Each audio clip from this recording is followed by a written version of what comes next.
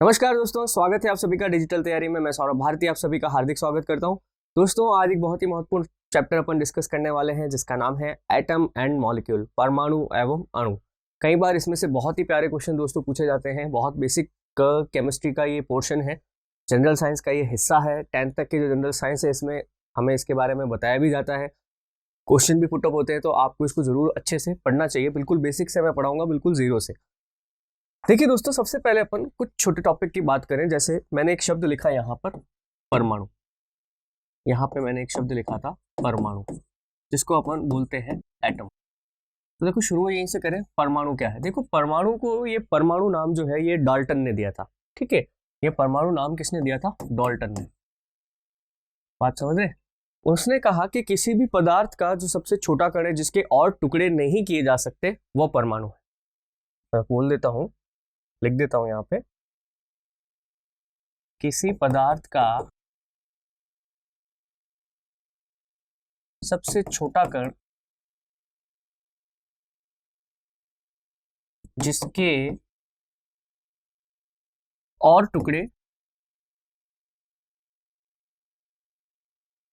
नहीं किए जा सकते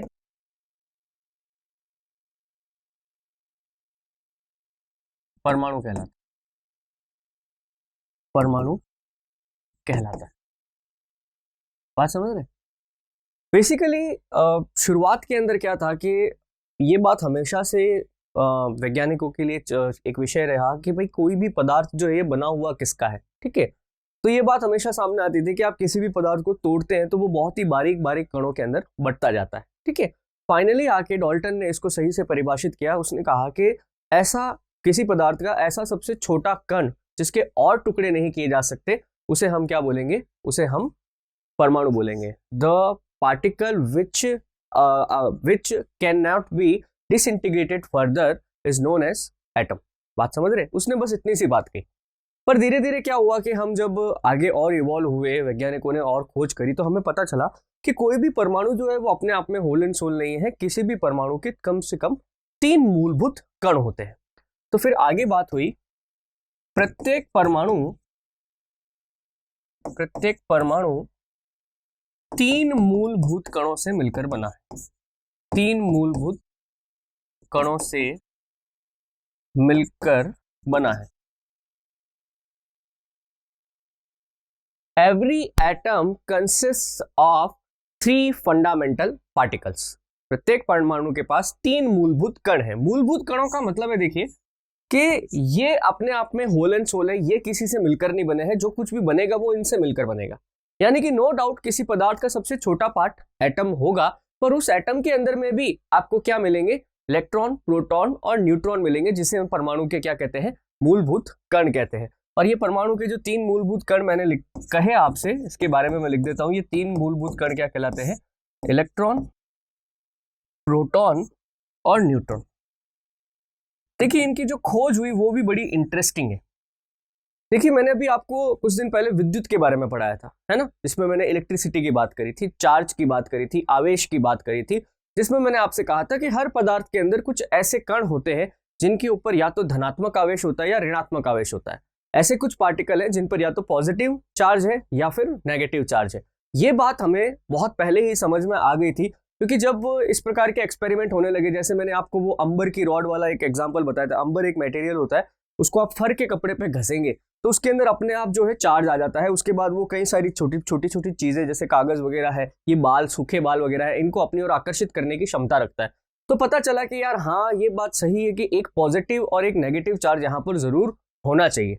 बात समझ रहे? फिर धीरे धीरे जब हम और इवॉल्व हुए तो पता चला एक पॉजिटिव और नेगेटिव के अलावा हमारे पास एक और पार्टिकल ऐसा है जो क्या है, जिसके ऊपर 0 चार्ज है, जिसके ऊपर कोई आवेश नहीं है, न्यूट्रॉन है, वो भी परमाणु के अंदर रहता है। तो देखिए सबसे पहले तो हमें बात करनी होगी कि ये फंडामेंटल पार्टिकल जो है इनकी खोज किस किसने की थी। तो देखिए सबसे पहले देखिए हम बात करेंगे इलेक्ट्रॉन की। सबसे पहले हमें इलेक्ट्रॉन ही पता चला था। ठीक है, देखिए इलेक्ट्रॉन जो है इसकी खोज की थी जे थॉमसन ने। इलेक्ट्रॉन की खोज किसने करी थी? जे थॉमसन ने। ठीक है, इलेक्ट्रॉन क्या है? इलेक्ट्रॉन पर आवेश कैसा होता है? अगर अपन कह दें कि इलेक्ट्रॉन पर आवेश कैसा है तो आप हमेशा कहेंगे इलेक्ट्रॉन पर ऋण आवेश है यानी कि नेगेटिव चार्ज है। फिर दूसरा जो अपने पास फंडामेंटल पार्टिकल है वो है प्रोटॉन। और प्रोटॉन की खोज देखिए, इसमें देखिए आपको कई सारी किताबों में अलग अलग चीज मिलेगी, बट मैं आपको सही चीज बताऊं तो आप हमेशा इसमें रदरफोर्ड बोलो। क्या बोलो? Rutherford, Ernesto Rutherford. हालांकि इसमें एक जना अपन को और मिलेगा, गोल्डस्टीन। देखो ये बात ठीक है कि गोल्डस्टीन ने जो है इस बात को कहा था कि किसी एटम के अंदर एक पॉजिटिव चार्ज होना चाहिए, बात समझ रहे? पर वो पॉजिटिव चार्ज वहां पर मौजूद है, इस बात का प्रमाण जो दिया था, इस बारे में जो साइंटिफिक एक्सपेरिमेंट जो जिसने दिया था वो रदरफोर्ड थे। रदरफोर्ड ने अपनी एक गोल्ड फॉइल एक्सपेरिमेंट उसको बोलते हैं, सिल्वर क्या स्वर्ण पन्नी का प्रयोग बोलते हैं, उसके अंदर उन्होंने इस बात को सिद्ध किया कि किसी भी परमाणु के बिल्कुल केंद्र के अंदर एक नाभिक है और उस नाभिक के अंदर एक पॉजिटिव चार्ज है। ये बात रदरफोर्ड ने सिद्ध करी थी। इसी वजह से हम प्रोटॉन का खोज और इसके नामकरण का श्रेय किसको देते हैं? रदरफोर्ड को देते हैं। और इसके अनुसार प्रोटॉन के ऊपर कैसा आवेश है? प्रोटॉन के ऊपर धनावेश है, यानी कि पॉजिटिव चार्ज है। बात समझ रहे? अंत के अंदर जो खोजा गया था वो खोजा गया था न्यूट्रॉन।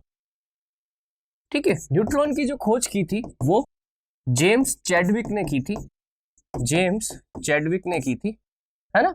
और ये बताया कि न्यूट्रॉन निरावेशित है या फिर इसके ऊपर जीरो चार्ज है। इसके ऊपर कैसा चार्ज है? जीरो चार्ज है। आप इसे न्यूट्रल भी कह सकते हैं कि यहां पर किसी प्रकार का कोई चार्ज नहीं है। बात समझ रहे? तो कम से कम आपको किसी भी आप एग्जाम को देने जाते हैं, आपको ये तीन नाम तो याद होने ही चाहिए।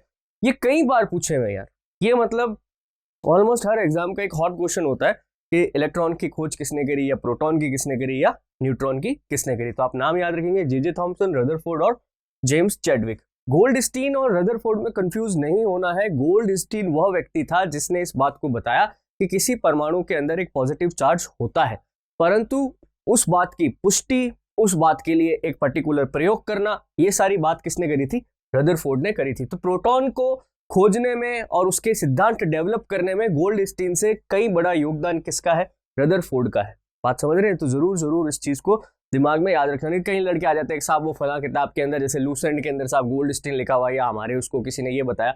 ठीक है यार, बताओ आप 10th की सीबीएसई या आरबीएसई की किताब उठाओ, सीबीएसई की किताब उठा के देखना आप, आपको उसमें रदरफोर्ड जरूर मिलेगा, प्रोटॉन का खोज करता, और आपको वहां पर गोल्ड फॉइल का एक्सपेरिमेंट भी जरूर मिलेगा।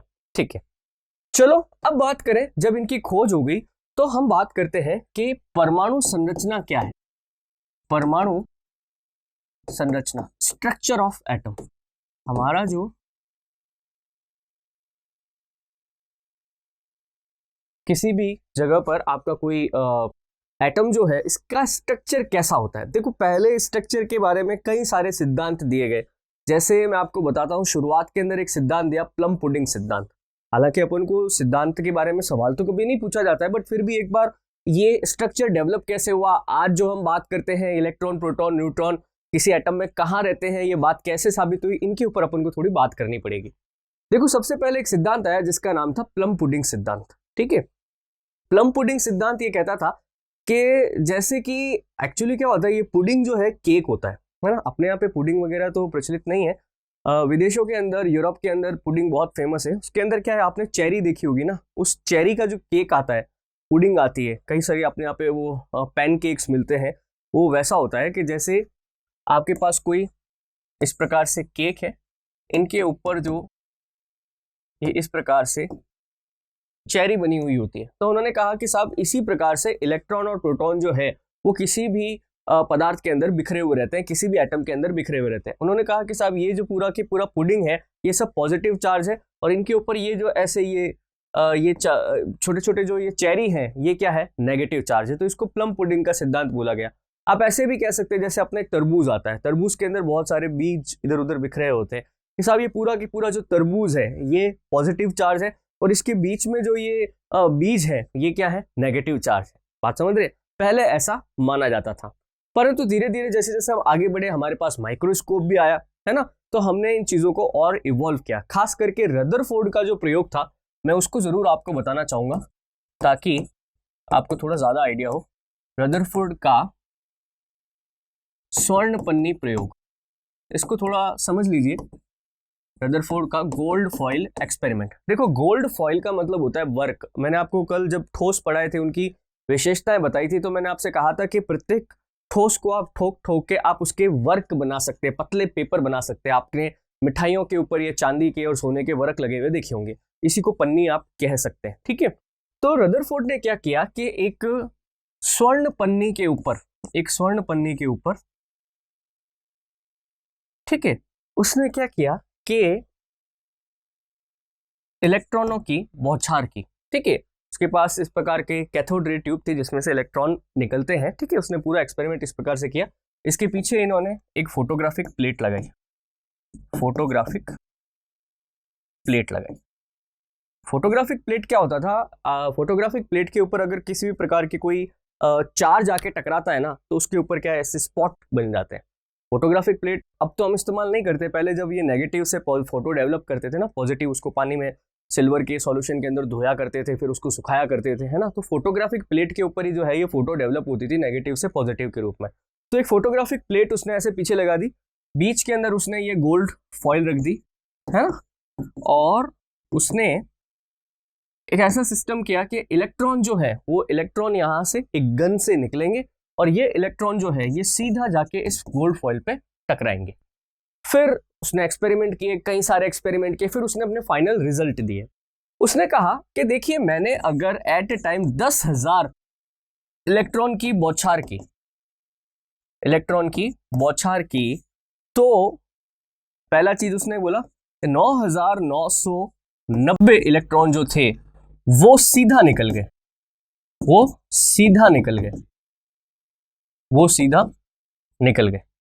बात समझ रहे? उसने कहा कि 9,990 जो हमारे पास इलेक्ट्रॉन थे 10,000 में से वो सीधे निकल गए, यानी कि वो सारे सीधे जाके पीछे टकराए। बिल्कुल बाकायदा पता चल रहा था कि ये इलेक्ट्रॉन सारे सीधे जाके निकल गए। बात समझ रहे? इसमें से कुछ इलेक्ट्रॉन ऐसे थे जो डेविएट हो गए, यानी कि ऑलमोस्ट 9 इलेक्ट्रॉन ऐसे थे जो डेविएट हो गए, यानी कि आए तो सीधे थे परंतु इस तरह से टेढ़े चले गए, ऐसे यूं चले गए, टकराए और टेढ़े चले गए। और उसने कहा कि इन 10,000 में से एक इलेक्ट्रॉन जो है वो वापस टकरा कर लौटा। क्या हुआ? वापस टकरा कर लौटा, यानी कि वो एक इलेक्ट्रॉन जो था वो ऐसे सीधा गया, यहां से टकराया और वापस बैक आ गया एकदम 180 डिग्री। बात समझ रहे? 180 डिग्री ये होता है ना, 0 और ये 180, ऐसे टकरा के मैं वापस आ जाऊं तो कितने डिग्री का एंगल हो गया? 180 डिग्री का हो गया। इसके बाद उसने अपना एक परमाणु मॉडल दिया। उस परमाणु मॉडल के अंदर रदरफोर्ड ने कहा कि देखिए किसी भी परमाणु का अधिकांश भाग जो है वो हॉलो है, यानी कि खाली है। उसने कहा किसी भी परमाणु का अधिकांश भाग जो है वो खाली है, हॉलो है। बात समझ रहे? फिर उसने कहा कि इस परमाणु के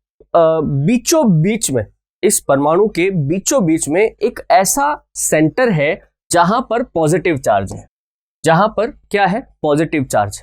उसने इस परमाणु के केंद्र को नाम दिया नाभिक। क्या कहा? नाभिक, या फिर अपन इसको बोलते हैं न्यूक्लियस। क्या बोलते हैं? न्यूक्लियस। उसने कहा कि किसी भी परमाणु का अधिकांश भाग क्या है? खाली है। इसी परमाणु के बिल्कुल बीचों बीच में एक सेंटर है जिस पर क्या है? पॉजिटिव चार्ज है, और उसमें क्या है? वो उसको क्या बोला उसने? नाभिक बोला। फिर बोला कि इस नाभिक के चारों तरफ जो है वो इलेक्ट्रॉन लगातार चक्कर काट रहे हैं।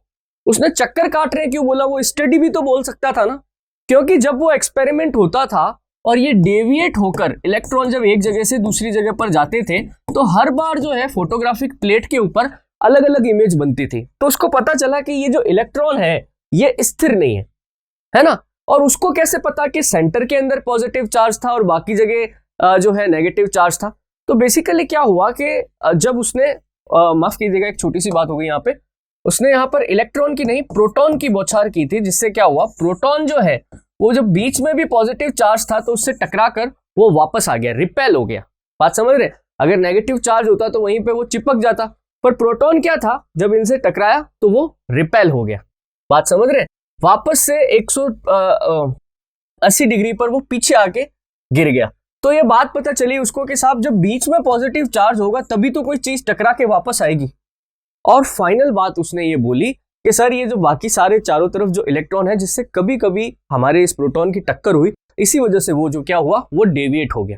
तो फाइनली उसने ये बात बोली कि किसी भी परमाणु का सबसे बिचला भाग जो है, बीच का भाग जो है, वहां पर हमारे सारे पॉजिटिव चार्ज रहते हैं, जबकि नेगेटिव चार्ज जो है वो लगातार इस नाभिक के चारों तरफ चक्कर लगाते रहते। बात समझ रहे? एक बात और उसने बोली कि किसी भी परमाणु का संपूर्ण द्रव्यमान जो है, किसी परमाणु का संपूर्ण द्रव्यमान जो है वो कहां पे रहता है? उस परमाणु के नाभिक में रहता है। किसी भी परमाणु का जो टोटल मास है, it will be located just in the nucleus of any atom. किसी भी परमाणु का पूरा के पूरा जो मास होता है वो सब कहां होगा? इसके सेंटर में होगा। उसने एक लाइन और बोली, उसने कहा कि देखो ये नाभिक जो है ना ये बहुत छोटा है। मान लीजिए कि एक पूरा फुटबॉल फील्ड है, फुटबॉल का मैदान है, और उस फुटबॉल के मैदान के बीच में एक मक्खी बैठी है। बात समझ रहे? तो यही आप कल्पना कर सकते हैं कि ये पूरा फुटबॉल का मैदान जो है एक एटम है, इलेक्ट्रॉन इसके अंदर घूमते रहेंगे, और इस मैदान के बीचों बीच में जो ये मक्खी बैठी है ये हमारा न्यूक्लियस है, जिसके ऊपर हमारा पॉजिटिव चार्ज रहेगा। कुछ आगे बढ़े तो इसका ये एक्सपेरिमेंट बिल्कुल ठीक था, पर वो एक चीज को जो है जस्टिफाई नहीं कर पाया। एक चीज का रदरफोर्ड जो एक्सप्लेनेशन नहीं दे पाया। रदरफोर्ड से बोला गया कि चलिए मान लिया आपके यहाँ बीच में पॉजिटिव चार्ज है और आप कह रहे हैं यहाँ पर इलेक्ट्रॉन है जिस पर नेगेटिव चार्ज है, तो भाई पॉजिटिव चार्ज तो नेगेटिव चार्ज को अपनी तरफ खींच लेगा, अपनी तरफ खींच के उसको वो वहां पर लेके आ जाएगा, है ना। तो इस तरह से आप कह रहे हैं कि इलेक्ट्रॉन चारों तरफ इसके चारों तरफ घूमते रहते, तो वो घूमते घूमते सेंटर तक क्यों नहीं आ जाते, या फिर घूमते घूमते सेंटर से दूर क्यों नहीं चले जाते? इसका जो एक्सप्लेनेशन है वो रदरफोर्ड नहीं दे पाए। तो फिर रदरफोर्ड ने जहां पे छोड़ा था वहां से इस एक्सपेरिमेंट को आगे बढ़ाया नील्स बोर ने। नील्स बोर ने कहा देखो रदरफोर्ड का एक्सपेरिमेंट बिल्कुल ठीक है। रदरफोर्ड ने जो भी एक्सपेरिमेंट किए उसने बोला कि बीच में पॉजिटिव चार्ज है, बाकी चारों तरफ इलेक्ट्रॉन रिवॉल्व कर रहा है, सब कुछ ठीक है। और जो आपने बात पूछी कि साहब ये इलेक्ट्रॉन नीचे गिरता क्यों नहीं है, तो साहब इसका सीधा सीधा एक्सप्लेनेशन है अभिकेंद्रीय बल। इसका सीधा सीधा एक्सप्लेनेशन क्या है? अभिकेंद्रीय बल, यानी कि सेंट्रीपिटल फोर्स। कि जिस प्रकार से चंद्रमा और पृथ्वी गुरुत्वाकर्षण फोर्स में बंधे हुए हैं, गुरुत्वाकर्षण बल में बंधे हुए हैं, चंद्रमा पृथ्वी की एक निश्चित कक्षा के अंदर चक्कर लगाता है, एक फिक्स ऑर्बिट है उसके अंदर वो रोटेट कर देता है। ना तो वो बिल्कुल पृथ्वी के ऊपर आके गिर जाता है, ना उस ऑर्बिट से बाहर चला जाता है। क्यों? क्योंकि एट दैट मोमेंट पृथ्वी उसको लगातार अपनी तरफ खींच रही है। इस वजह से उसके ऊपर कौन सा फोर्स काम कर रहा है? सेंट्रीपिटल फोर्स काम कर रहा है। और सेंट्रीपिटल फोर्स के कारण ही उसके अंदर ये रोटेशन मोशन चल रहा है, जो कि अनंत काल तक चलता रहेगा। उसने कहा एग्जैक्टली यहां पर भी क्या होता है कि जब सेंटर के अंदर पॉजिटिव चार्ज है और बाहर इलेक्ट्रिक नेगेटिव चार्ज है इलेक्ट्रॉन पर, तो जो मैंने आपको बताया भी था, अपोजिट आवेश है वो एक दूसरे को क्या करते हैं? आकर्षित करते हैं। तो हमेशा ये क्या करेगा? इसको अपनी तरफ खींचने की कोशिश करेगा, केंद्र की तरफ बल लगेगा। नेगेटिव भी इसको अपनी तरफ खींचने की कोशिश करेगा। तो एक स्थिति ऐसी आएगी, एक कक्षा ऐसी आएगी जब दोनों बल एक दूसरे को मैनेज कर लेंगे या बैलेंस कर लेंगे, और वहीं पर क्या होगा कि इलेक्ट्रॉन जो है लगातार एक निश्चित कक्षा के अंदर घूमना शुरू कर देगा, और तब तक घूमता रहेगा जब तक कि कोई बाहरी बल आके इसको डिस्टर्ब नहीं करता है। एनी टाइम ये इसी के साथ घूमता रहेगा। तो नील्स बोर ने जो अपने पोस्टुलेट दिए थे, इसे बोर्स पोस्टुलेट कहा जाता है, उन्होंने रदरफोर्ड के जो इस मॉडल को है मान्यता दे दी। बात समझ रहे हैं? आज की तारीख में हम जो एटम का मॉडल मानते हैं वो जो अभी मैंने सारी चीजें बताई उसी के आधार पर है। तो अब आधुनिक मान्यताओं के आधार पे आप देख लीजिए, किसी भी परमाणु का सबसे सेंटर जो है उसको अपन बोलते हैं नाभिक। सेंटर में रहता है प्रोटॉन और प्रोटॉन के साथ रहता है न्यूट्रॉन। इस नाभिक के चारों तरफ जो है बहुत सारे ऑर्बिट होते हैं, कक्षा होती है, जिनमें चक्कर लगाते हैं इलेक्ट्रॉन। जिनमें क्या चक्कर लगाते हैं? इलेक्ट्रॉन लगातार इसमें चारों तरफ घूमते रहते हैं। तो सबसे पहले तो देखिए आप इस बात को समझिए कि किसी परमाणु के नाभिक में कौन रहता है? नाभिक में रहता है प्रोटॉन और न्यूट्रॉन। इलेक्ट्रॉन क्या करता है? इलेक्ट्रॉन नाभिक के चारों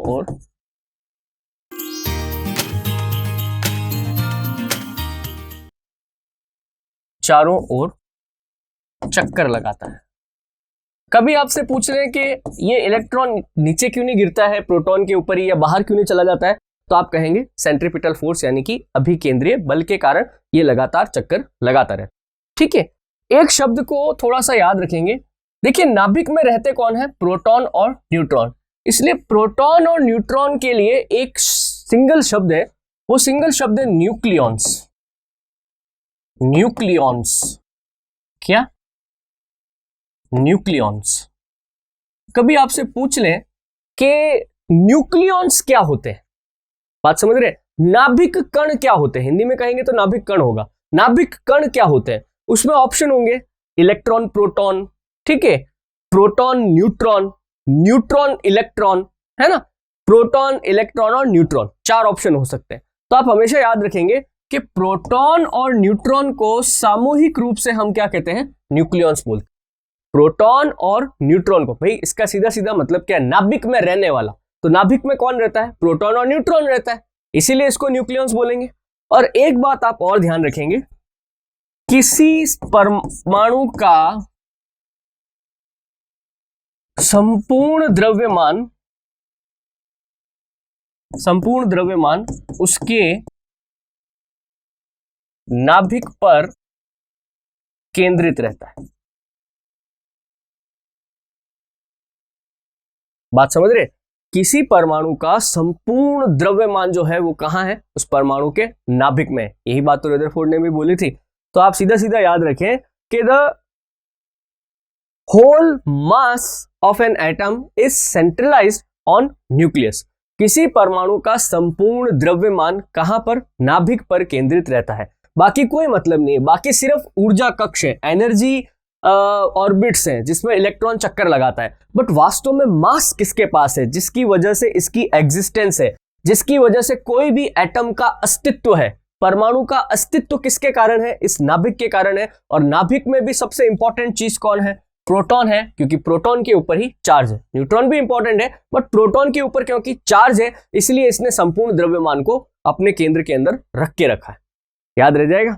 चलो अब देखो, जब बात आई गई है प्रोटॉन और न्यूट्रॉन वगैरह की, तो देखिए अब इसके अंदर अपन बात करते हैं कि किस प्रकार से इनका अरेंजमेंट होता है, कितने प्रोटॉन होते हैं, कितने न्यूट्रॉन होते हैं, ये सब चीजें कैसे की जाएंगी। ठीक है, देखो इसको समझने के लिए पहले अपन को 2-3 चीजें करनी पड़ेंगी। जैसे एक करना पड़ेगा अपन को परमाणु क्रमांक, और एक अपन को करना पड़ेगा द्रव्यमान संख्या। तब समझ में आएगा कि नंबर ऑफ प्रोटॉन्स का और इलेक्ट्रॉन्स का यूज क्या है। तो देखो जैसे मैं लिख रहा हूं आपके सामने, एक चीज लिख रहा हूं मैं, परमाणु क्रमांक, ठीक है, इसको बोलते हैं अपन एटॉमिक नंबर। एटॉमिक नंबर को जनरली अपन रिप्रेजेंट करेंगे ए से। किससे, ए से, ठीक है, कहीं कहीं भी जेड से भी करते हैं, अपन ए लिखते हैं एटॉमिक नंबर ताकि सही हो जाए। ठीक है, एटॉमिक नंबर क्या होता है, परमाणु क्रमांक क्या होता है, किसी परमाणु के नाभिक में उपस्थित प्रोटॉनों की कुल संख्या, प्रोटॉनों की कुल संख्या उस परमाणु का परमाणु क्रमांक कहलाता है।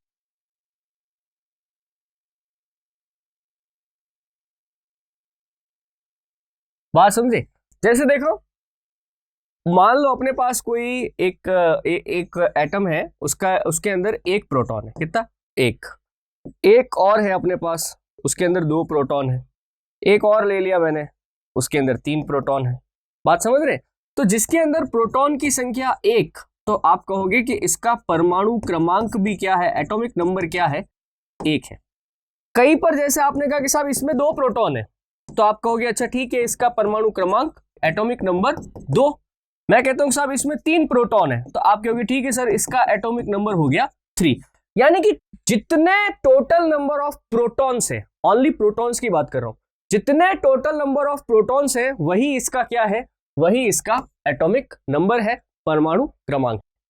क्लियर। अब देखो एक चीज और सुनो, एक चीज और है मेरे पास, उसको अपन बोलते हैं द्रव्यमान संख्या। कहीं कहीं पे इसको परमाणु भार भी कहते हैं, पर द्रव्यमान संख्या बिल्कुल सही चीज है। मास नंबर, क्या बोलते हैं, मास नंबर। ठीक है, मास नंबर को अपन लिखते हैं AXM से। मास नंबर को अपन किससे लिखते हैं, कैपिटल M से, याद रहिएगा।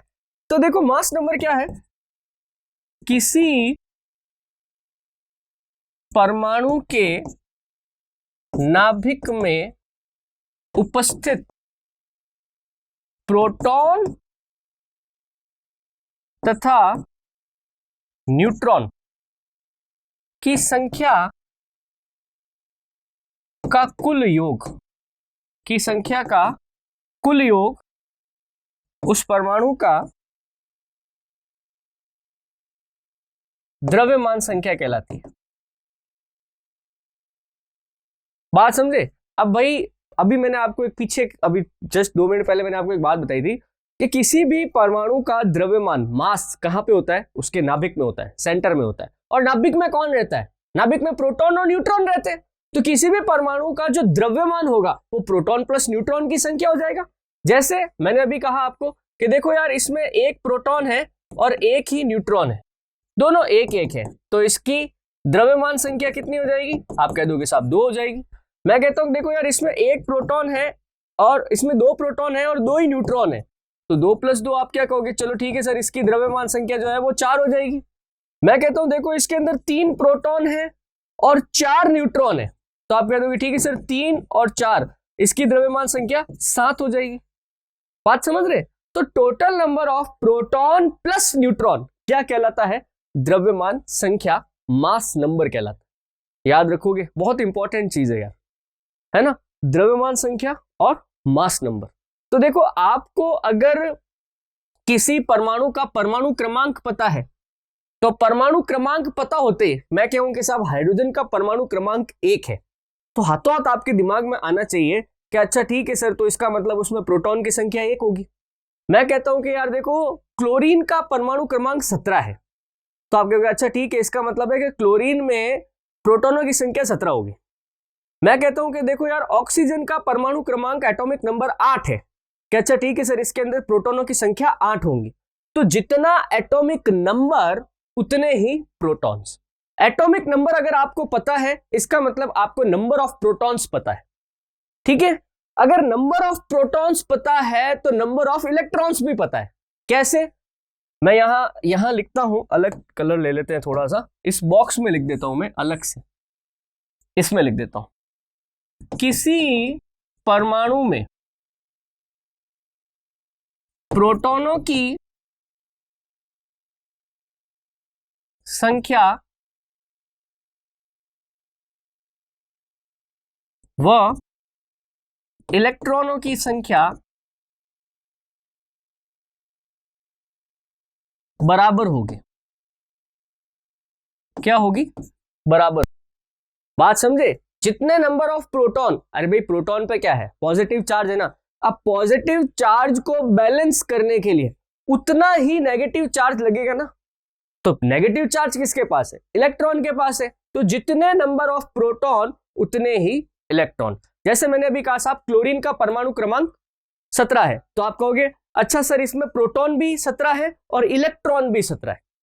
मैंने कहा चलो यार ऐसा करो कि आपके पास जो कैल्शियम है, कैल्शियम का परमाणु क्रमांक 20 है, क्या अच्छा सर, इसमें प्रोटॉन भी 20 है और इलेक्ट्रॉन भी 20 है। बात समझे। मैंने कहा यार कार्बन जो है इसका परमाणु क्रमांक 6 है, कार्बन का परमाणु क्रमांक क्या है, 6 है। तो आप कहेंगे अच्छा सर, इसका प्रोटॉन संख्या भी 6 है और इलेक्ट्रॉन संख्या भी 6 है। तो मतलब आपको जब एटॉमिक नंबर पता होता है, तो इसका मतलब आपको नंबर ऑफ प्रोटॉन्स भी पता है और नंबर ऑफ इलेक्ट्रॉन्स भी पता है। डन। न्यूट्रॉन का पता करने के लिए आपको द्रव्यमान संख्या पता होना चाहिए, मास नंबर पता होना चाहिए, क्योंकि मास नंबर क्या है, प्रोटॉन प्लस न्यूट्रॉन है। और मास नंबर अगर आपको पता होगा तो आप एटॉमिक नंबर का भी पता रखोगे। एटॉमिक नंबर का मतलब आपको प्रोटॉन पता है, मास नंबर के अंदर से द्रव्यमान संख्या में से प्रोटॉन को घटा दीजिए तो न्यूट्रॉन की संख्या आ जाएगी, है ना। जनरली इतना ज्यादा कोई जाता नहीं है, सबका आपके 10th तक के एग्जाम के अंदर फोकस रहता है आपको एटॉमिक नंबर पता होना चाहिए, नंबर ऑफ प्रोटॉन्स पता होने चाहिए। कर लोगे।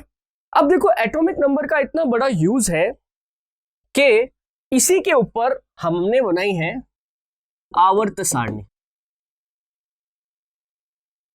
जिसको अपन बोलते हैं पीरियोडिक टेबल। क्या बोलते हैं? Periodic table. देखो आवर्त सारणी जो है ये दो तरीके से बनाई गई थी। अभी मैंने आपको एक बताया परमाणु क्रमांक, है ना, परमाणु क्रमांक, है ना, और एक अभी मैंने आपको बताया द्रव्यमान संख्या। देखो द्रव्यमान संख्या को ही परमाणु भार भी कहा जाता है। आप द्रव्यमान संख्या बोल दीजिए, परमाणु भार बोल दीजिए, यानी कि एटॉमिक वेट बोल दीजिए, एक ही बात, एटॉमिक वेट एक ही बात है। ये तीनों चीजें जो है ना एक ही चीज को दिखाती है। ठीक है, अभी मैंने आपको बताया परमाणु क्रमांक क्या था, नंबर ऑफ प्रोटॉन, है ना, प्रोटॉनों की संख्या, और द्रव्यमान संख्या क्या थी, प्रोटॉन प्लस न्यूट्रॉन। तो सबसे पहले क्या हुआ, जब आवर्त सारणी क्या है, बेसिकली आपके पास जितने भी अवेलेबल एलिमेंट्स हैं, जितने भी ऐसे तत्व हैं जिनके पास में एक ही जैसे परमाणु है, उनको एक किसी टेबल के अंदर रखा जाए, जिनसे कुछ हमें ऐसी जानकारी प्राप्त हो कि हाँ यार प्रकृति के अंदर सब कुछ ऑर्डर में चल रहा है। बात समझ रहे? देखिए हर चीज जो है प्रकृति के अंदर उसका कोई ना कोई ओरिजिन है, उनके पीछे कुछ ना कुछ कारण है। तो यही कारण वैज्ञानिक खोज रहे थे। तो सबसे पहले एक व्यक्ति आए जिनका नाम था मेंडलीफ। मेंडलीफ ने कहा कि देखिए हमारे पास प्रकृति के अंदर जितने भी अभी तक हमको ज्ञात एलिमेंट है, एलिमेंट मैंने बता दिया था आपको, तत्व है। तत्व क्या होता है? जिसमें एक ही तरह के परमाणु होते हैं, है ना।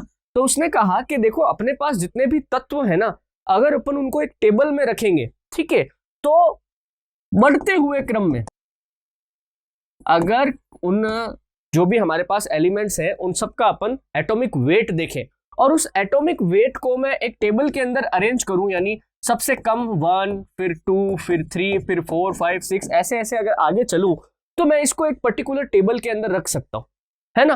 तो मेंडलीफ ने क्या किया कि अपना पीरियोडिक टेबल यानी कि आवर्त सारणी बनाने के लिए, अभी पीरियोडिक टेबल क्या है? पीरियोडिक टेबल एक ऐसा एक टेबल है, एक सारणी है, जिसके अंदर हमें जितने भी ज्ञात एलिमेंट्स हैं, तत्व हैं, उनको सीरीज के अंदर जमाया गया है, उनको उसके अंदर रखा गया है। ठीक है, तो मेंडलीफ ने इस पीरियोडिक टेबल के अंदर इन एटम्स को किसके अकॉर्डिंग रखा, किसके सापेक्ष रखा? उसने कहा मैं तो परमाणु भार को आधार बनाऊंगा।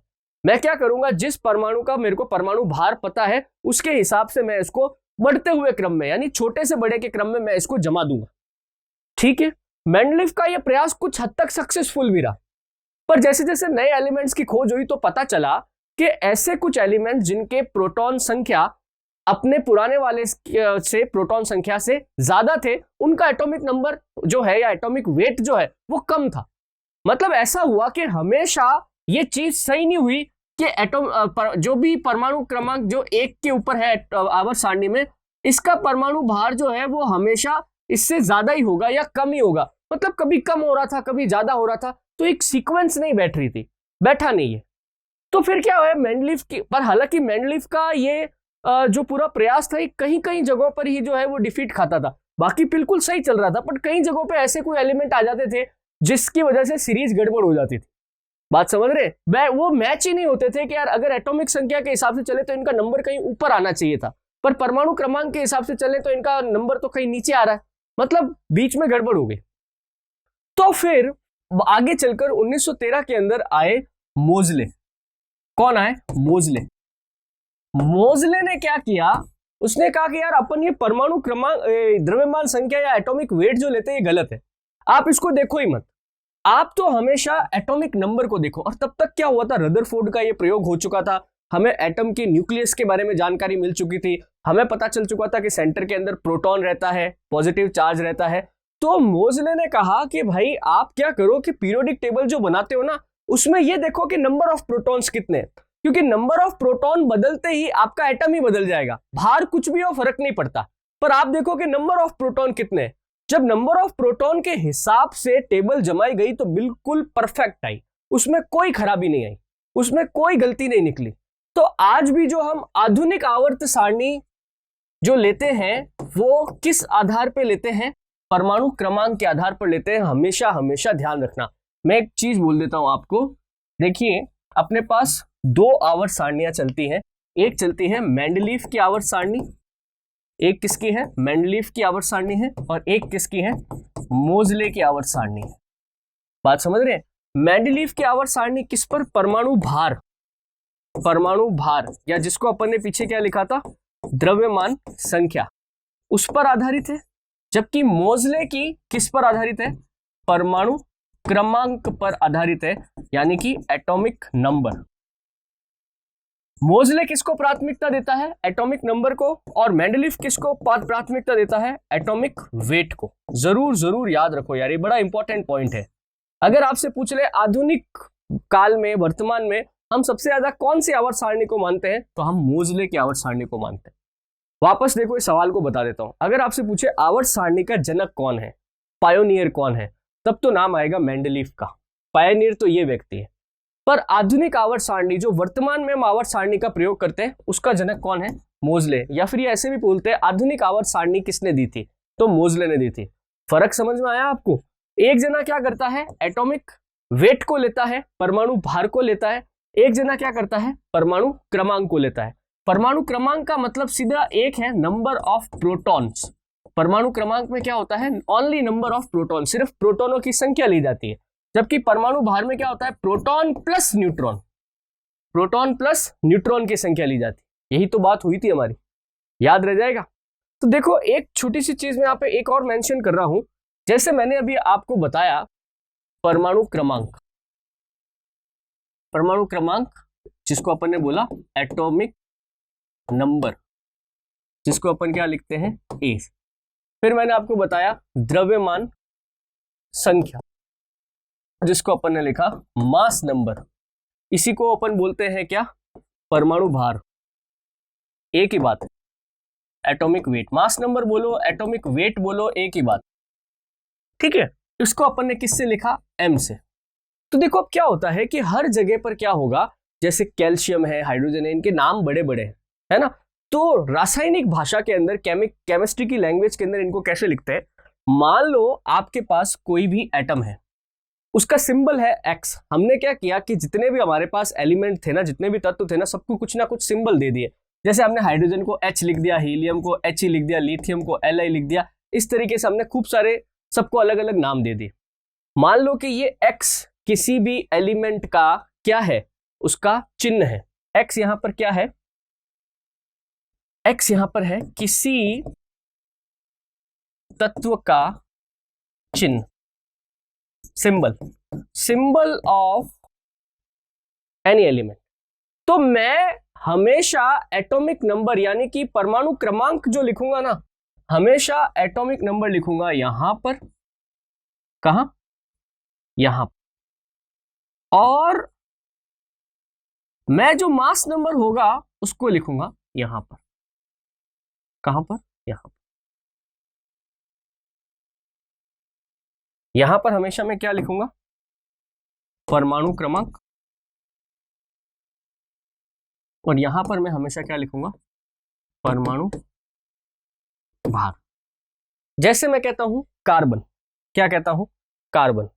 चलो कि साहब कार्बन का जो चिन्ह है वो है C, कार्बन का जो परमाणु क्रमांक है वो है 6, और कार्बन का जो परमाणु क्रमांक है वो है 12। इस तरीके से लिखेंगे।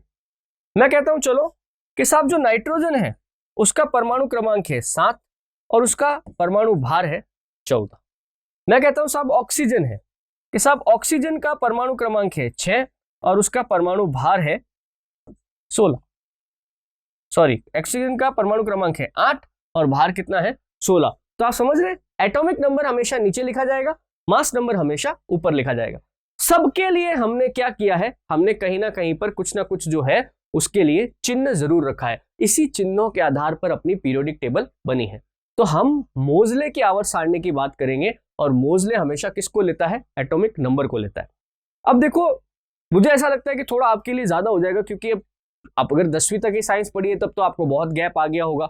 अभी भी आपने साइंस पढ़ी है तो ये बेसिक कंसेप्ट कई लोग भूल जाते हैं। पर मैं आपसे यार ये चाहता हूं कि कम से कम आवर्त सारणी के अंदर, पीरियोडिक टेबल के अंदर 1 to 20, 1 से लेकर 20 तक जो भी तत्व लिखे गए हैं, जो भी एलिमेंट लिखे गए हैं, उनके बारे में आपको जानकारी जरूर होनी चाहिए।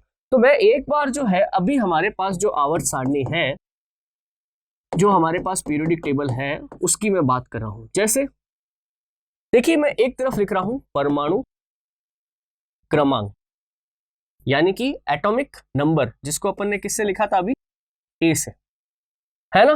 फिर मैं लिखूंगा तत्व, यानी कि हमारा एलिमेंट, और इस एलिमेंट का सिंबल क्या है, चिन्ह क्या है। ठीक है, देखो ये थोड़ा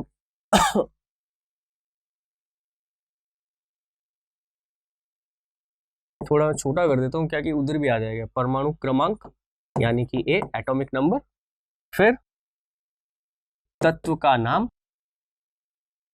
ठीक है, और उस तत्व का सिंबल, चिन्ह क्या होगा। देखिए, परमाणु क्रमांक शुरू करेंगे अपन 1 2 3 4 5 6 7 8।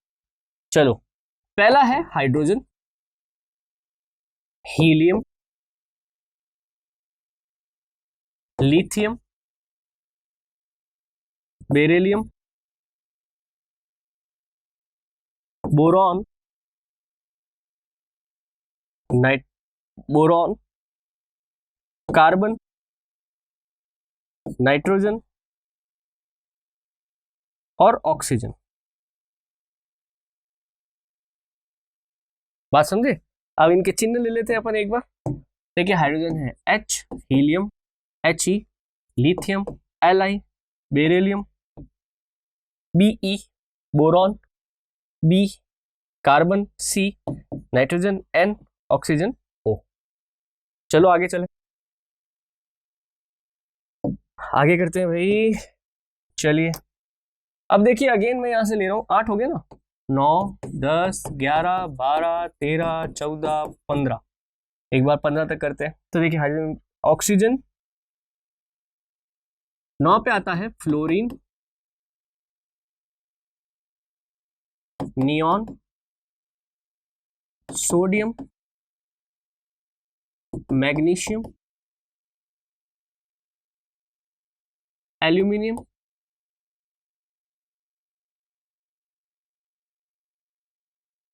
Silicon, phosphorus, sulphur, chlorine, organ, potassium और कैल्शियम। और क्या है, कैल्शियम। ठीक है, चलो इनका भी अपन क्या लिख लेते हैं, इनका भी अपन ऐसा चिन्ह लिख लेते हैं।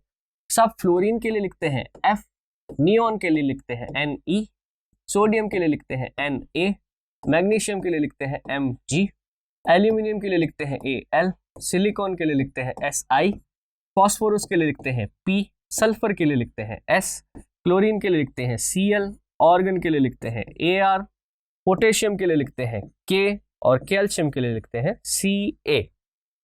याद रह जाएगा।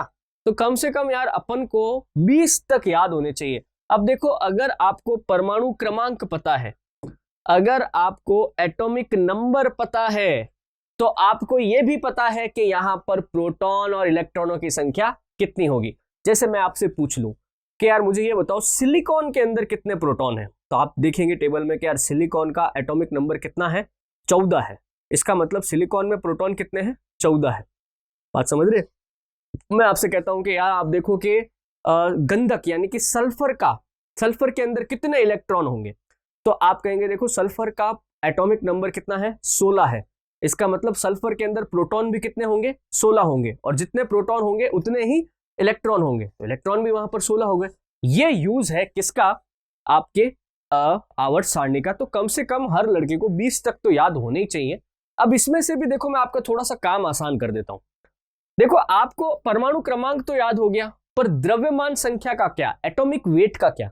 अब देखो यार, मैं ये तो नहीं कहूंगा कि आप सबका एटॉमिक वेट याद करो, पर मैं एटॉमिक वेट लिख रहा हूं कुछ कुछ का, वो जरूर याद कर लेना यार, काम आते हैं। मैं किन्हीं के द्रव्यमान संख्या, परमाणु जो है भार, वो लिख रहा हूं।